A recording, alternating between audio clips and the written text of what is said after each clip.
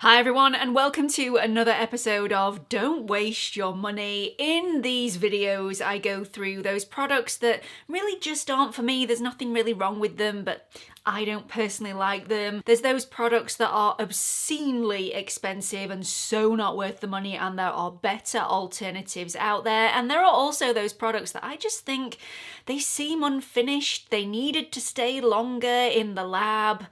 A few tweaks here and there because they're just no good. They're no good as they are. Anyway, we're going to get straight on with this video today. If you're new here, hi, my name's Gemma. I upload new content on YouTube every single week, and I would absolutely love it if at some point in this video you are finding it helpful. Please consider clicking on the like button, the subscribe button, and the notification bell. So it's a dry shampoo sort of day today. In fact, it's been a dry shampoo sort of week for me. My dry shampoo has gone missing, and I think that's my husband's hint that he actually wants me to wash my hair. I don't think I could get any more dry shampoo in my hair. I think there's more dry shampoo in there than hair at this moment in time, but I have to wash it tonight because I am going to the hairdresser's tomorrow and she cannot do anything with it like it is. Anyway, we're gonna roll with it, but I just thought I would share a little bit too much information. Let's jump straight into the first product. Let's kick it off with a controversial one. Now, I say that because this is an incredibly popular product, and the people that have bought this and written a review on it have given it a very, very high star rating. I am in the minority here, and I am so okay with that, and I want to be open and honest about this product because it may just be me. You may absolutely love it, but there's just something about it I cannot get over. This is from Haru Haru Wonder, and it's the Black Rice Moisture Deep Cleansing Oil. Now, you know I love a cleansing oil. Cleansing oils take off so much dirt, so much grime, even waterproof makeup, waterproof mascara. They are so good at getting really deep into the pore. This is not an exception. This is such a lovely product. There are no nasties in here at all.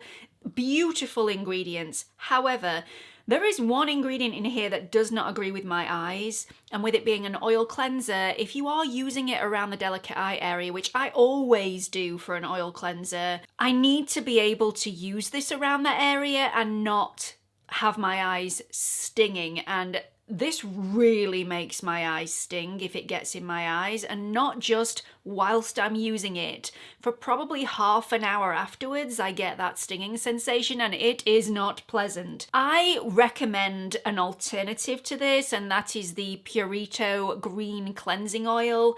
I love that. Very similar ingredients to the Haru Haru. The only difference, and I believe this is probably the ingredient that my eyes really don't like, is the rice bran oil. Rice bran oil is the main ingredient within this product. It also has olive oil and also jojoba oil in the mix as well as some other beautiful ingredients as well. The Purito Green Cleansing Oil has olive oil as its main ingredient, and it doesn't have the rice bran oil. So I'm assuming it's the rice bran oil that my eyes do not like. Please let me know in the comment section if you've suffered a similar reaction to this. It doesn't make my eyes red or angry. It doesn't make them flaky. It's not like a burning sensation like I'm allergic to the product.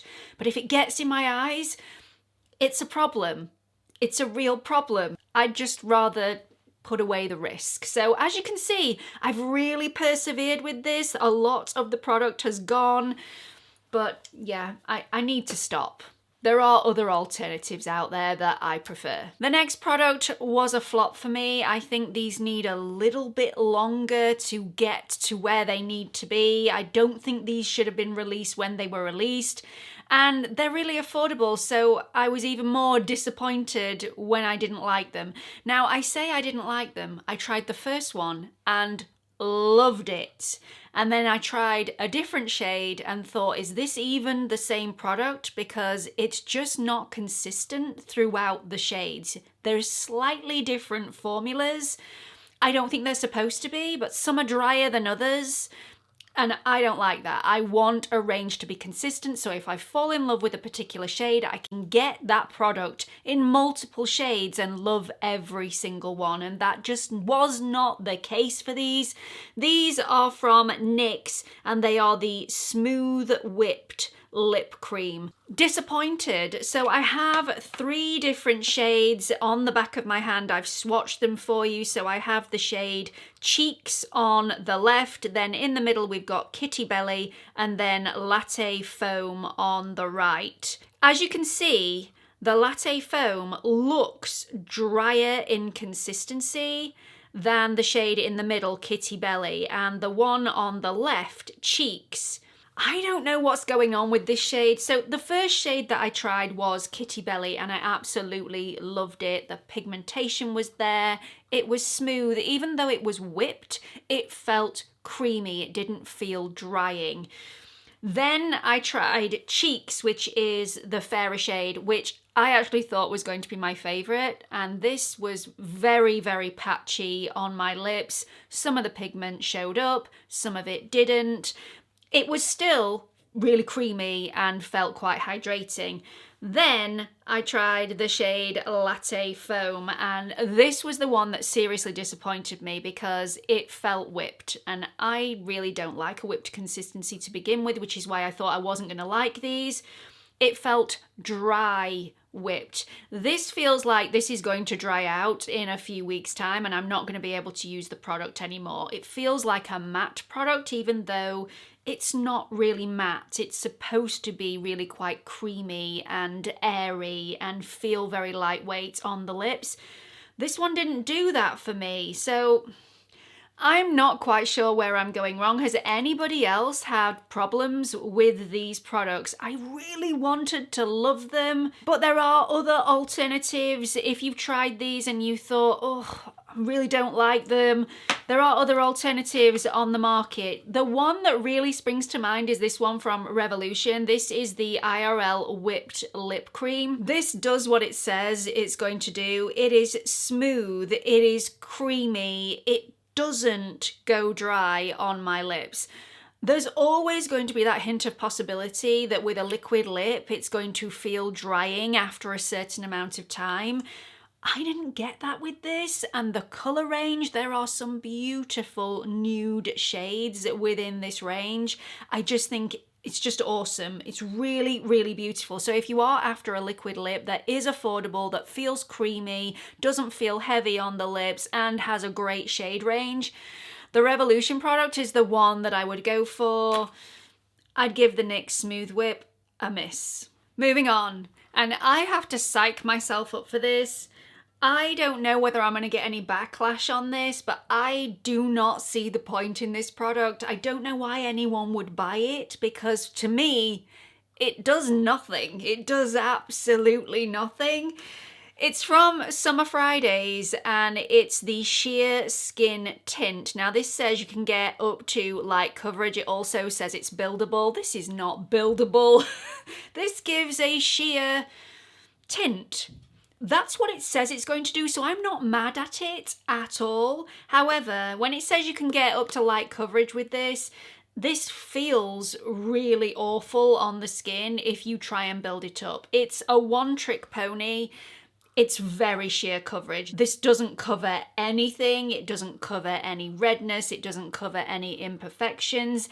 And it also doesn't give me that my skin but better look. Usually when I have a sheer product on my skin, it's at least supposed to make my skin look nicer than it did before I put the product on. And for me, this product did not do that. Now, I get more coverage out of a tinted SPF than I do this, which is why I'm not quite sure what this is for. This doesn't have an SPF in it, and I feel like I need to cover my skin in concealer after I've got this on, just to give me a little bit more. Now, if you are after a really sheer product, this may be for you. I'm not saying there's not a place for this on the market, but it's so not for me.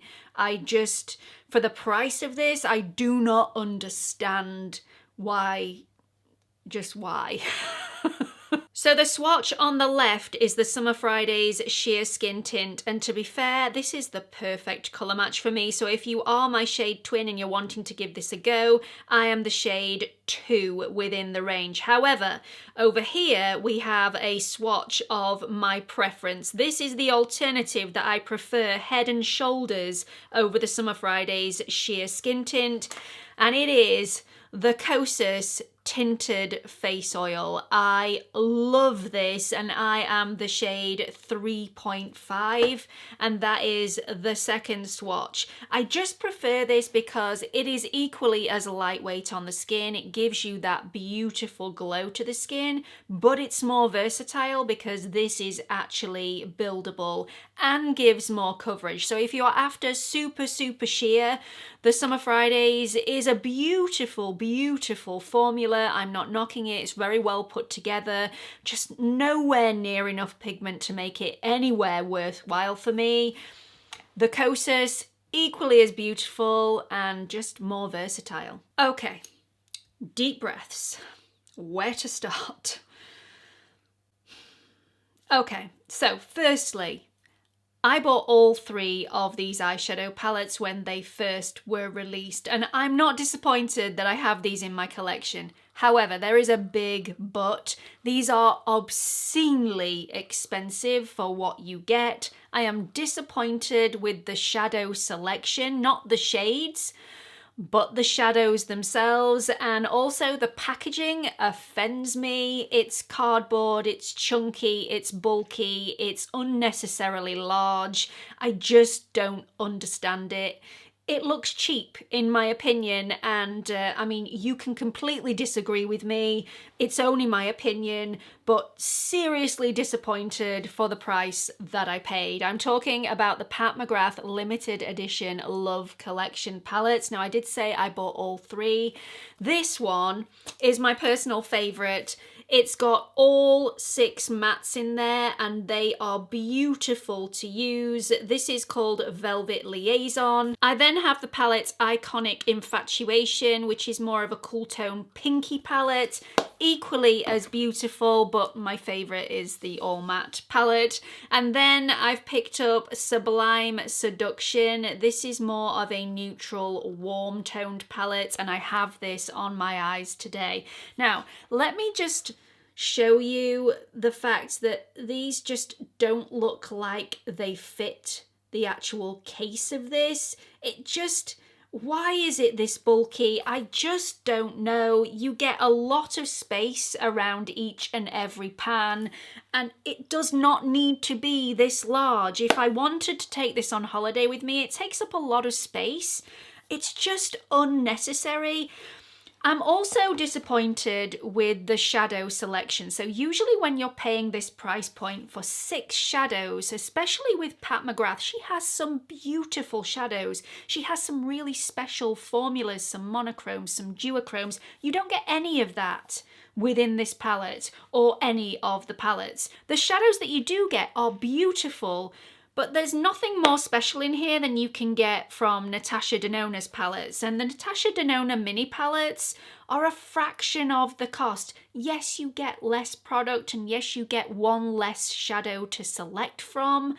Only 5 in here, 6 in here, 1.1 grams per pan in the Pat McGrath Love Collection palettes, and 0.8 grams per pan in the Natasha Denona palettes. However, £22, 60 odd pounds.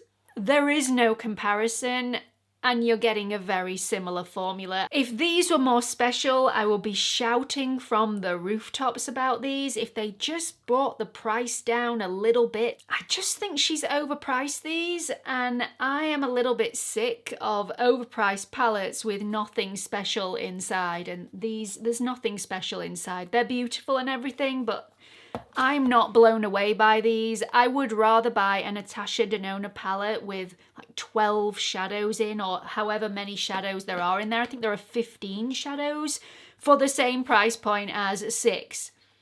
from Permagraph.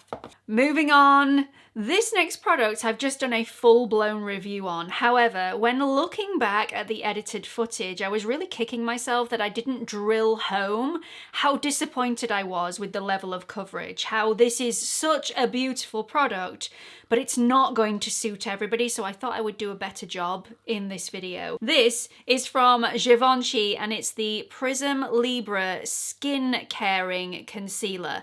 These are lovely. The formula of these are super smooth, very serum-like, sinks into the skin, just untraceable on the skin if you apply the right amount.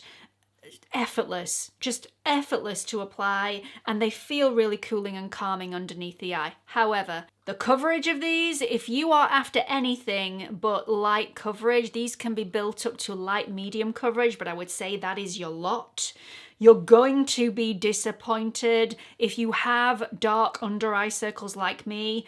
These are not going to be the concealer for you because they won't cover 100% of your under eye circle. I even got the color corrector in the same range, equally as stunning. However, even this, with a concealer over the top, doesn't 100% cover my under eye circles. It looks really pigmented in the bottle, but once you've actually applied it and smoothed it out, you lose a lot of the pigmentation, and I don't understand why, and it's incredibly frustrating. So no matter how much I love this product, I do feel like even though I wore it with a full face of makeup whilst I was doing the review, I do think these stand better blended into bare skin for those no makeup days where you just want to cover up a little bit but you don't want to look overly done. They're for those people, and I will continue to wear these when I'm taking B to a football match and I don't have any other product on. I just want to freshen myself up a little bit, make myself look a bit more awake, but I do require something with a little bit more welly in the coverage department underneath my eyes when I'm wanting a more flawless look. I don't have these on today because it would not have been enough coverage for me. I'm incredibly tired. I seem to be incredibly tired a lot recently. Anyway, if you're after something with light coverage and you're wanting something to look incredibly natural, these are your gals. But anything more, don't waste your money because these are super, super expensive. You get a lot of product, 11 grams, but it's £36. It's a lot. So usually in these videos, I would share with you what I believe is a better alternative for the product I'm telling you not to waste your money on. However, because of the consistency and the formula of this product and the fact that I don't think I've tried anything as lightweight underneath my eye before, it wouldn't be a like-for-like comparison. And also, I prefer something with more coverage, so my alternative would be more coverage. So yeah, I'm not going to do that for this, and I hope you forgive me for that, but I just don't think there's anything like it, and if I found it, I would still want something with more coverage, so it wouldn't be for me anyway. Jumping swiftly into the next product, this was also one of those products that I picked up knowing full well that this product was not for me, but I wanted to give it a go anyway because the hype is just all over the place. Everybody is talking about the brand new Maybelline Superstay Hybrid Powder Foundation, and I'm not knocking it in the pigmentation department. This has coverage. If you want coverage, you can definitely get it with this. You can also shear this out using a fluffier brush. So if you want coverage, I would definitely recommend that you use some sort of sponge or some sort of velour puff. It works. You definitely get masses of coverage. It even covered my redness. It covered some little blemishes that I had on my skin one day. But this looks drier than the Sahara Desert. This looks incredibly powdery on my slightly maturing skin. It just was not flattering on me. I made the major mistake of putting this underneath my eyes. Oh no, that was the wrong thing to do. Oh, then I had to go out like it. Now, it does look better with a bit of setting spray or finishing spray or hydrating spray, sprayed over the top. It just calms things down a little bit, makes it look less powdery, but it's still not 100% there for my skin, and my mum would hate this. And I do not use that word lightly. I very rarely say that on my channel. This will not be for her.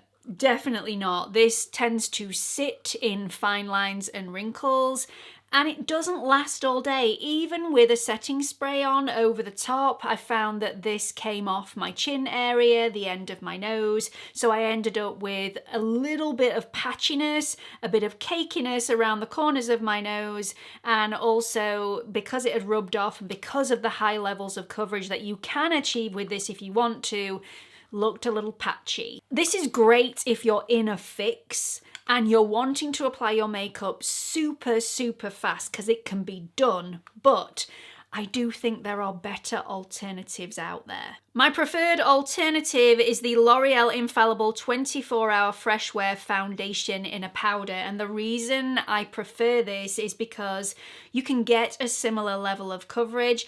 Not quite as much as the Maybelline Hybrid Powder Foundation, but it's enough for me, and you can apply this on the go really quickly, so it's as accessible and it's also as easy to use as the Maybelline product. This doesn't look as powdery on my skin though, and over time it melts into the skin, making it look more like a liquid foundation rather than a powder foundation. And if you apply this and then put a little bit of hydrating mist over the top of it, it just looks seamless on my skin. So when I'm in a bind, when I'm wanting to apply makeup really quickly, this is the one that I would reach for over this one. It's unfortunate, but it is what it is. I just like this one way more. My mum's also tried this one.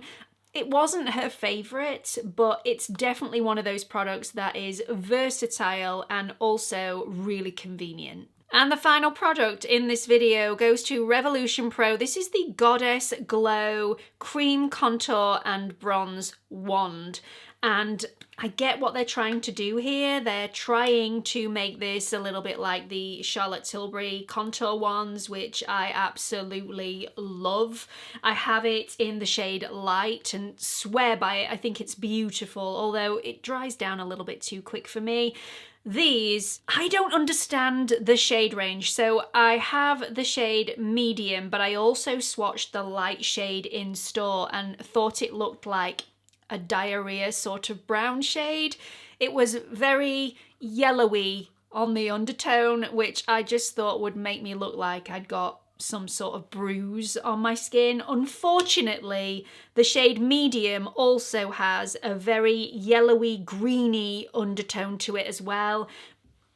It's just not for me. And for a contour product, I know this says you can use it as a bronzer as well, which you totally can. For a contour product, a yellowy undertone, it doesn't do it for me. So I'm just disappointed, because again, it's another affordable product that I desperately wanted to love, but unfortunately it is nowhere near a dupe for the Charlotte Tilbury contour wand, unfortunately. So the alternative that I think is head and shoulders above the Revolution Pro Contour and Bronze Wand is from Beauty Pie. This is the Contour Super Gel, and it is out of this world fantastic. If you are a member of Beauty Pie, you get this for £12.50, so it's affordable as well, on the same level as the Revolution Pro product. And it is more of a dupe for the Charlotte Tilbury contour wand than the Goddess Glow product from Revolution Pro ever will be. So let me show you the shades of these. So the Revolution Pro is on the top, and come on, let's not sugarcoat it. This looks like poop. Some of it fell on the floor earlier on and I thought my dog had had an accident. I was like stepping round it really carefully, going and getting the disinfectant and a paper towel. It's just not, no, it's not a pleasant shade. So the Revolution Pro Medium is on the top, and then you've got the Beauty Pie Contour Super Gel in the shade 1 in the center, and then you have the Charlotte Tilbury Contour Wand in the shade Light on the bottom. So I could do with picking up the Beauty Pie Contour Super Gel in the shade Up, but as you can see, it's way more cool toned. And it's just a beautiful shade. This blends out effortlessly and it has a very similar consistency and also blendability to the Charlotte Tilbury Contour Wand. Just gorgeous, absolutely gorgeous. This one, not so much. Steer clear. Dodging it with a barge pole. So that's it for this video. 7 products that I just feel you could do better with your money. There are other alternatives out there that some of them are even more affordable and so much nicer. So I really hope you've enjoyed this video. Do let me know what you've thought about it in the comment section. Please do not be offended if you love some of the products that I've featured in here, but put your point across in the comment section. Let everybody know why you enjoy them, how they feel on your skin, and how you make them work for you. I would definitely appreciate that because maybe you could teach me a thing or two. If you've enjoyed this video, please don't forget to like and subscribe, and hope to see you all in the next one. Bye everyone.